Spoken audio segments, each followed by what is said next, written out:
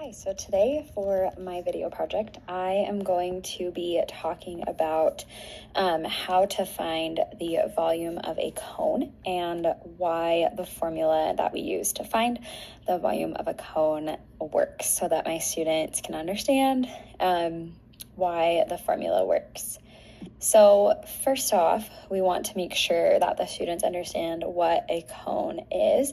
They've probably heard that term before because we know all students have probably at some point in their lives had an ice cream cone, so they probably very much know the term cone, but what does it mean in a geometric sense?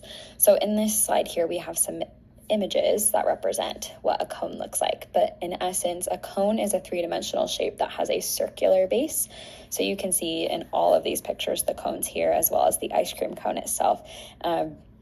The shape is resting on a circular base, and then that three-dimensional triangular shape is resting on top of the circular base. So it's really important to the formula for finding the area to understand that we have that circular base, which is why the area formula for a circle is going to come into play in finding the volume of a cone. And then we have that triangular shape resting on top of it.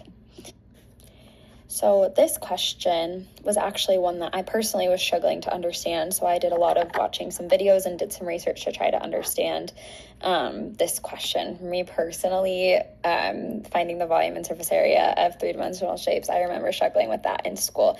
And I have still struggled with it. So I think coming from that place made me more motivated to find a way to help students understand it a little bit better. So our question is, how do we find the volume of a cone and why does that formula work? And as I was researching this question, I was coming across a lot of very technical mathematical explanations that were far beyond my comprehension and I think would be far beyond my students. So this graphic had one of the best explanations that I saw. So they explained that the volume of the cone tells us the amount of space inside of the cone. And it's a three-dimensional shape that meets at these two, the triangular side curves and meets at these two vertices here, and that's what forms the cone. And the way that they explained why this formula works, the volume of a cone is found by multiplying 1/3 by pi r squared times the height.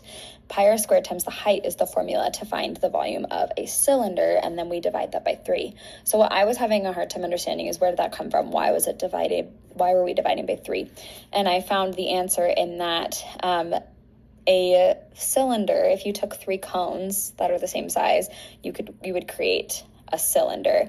If you flipped them, so the circular side's on the facing up, and you took 3 of them and connected them together, it would form a cylinder. And so since a cylinder would be made up of 3 of these cones, to find the volume of a cone, we would use the same formula, except we're going to divide by 3. So it would be 1/3 pi r squared times the height. And then our steps to find the volume is, the first thing we're going to do is we need to find the area of the base by doing the area of a circle is found by multiplying pi times the radius squared. And usually when we're doing this, we use the shorthand version of pi, which is 3.14. And then we're going to multiply this answer times whatever the height of the cone is, and then divide the answer by 3 to get your final volume.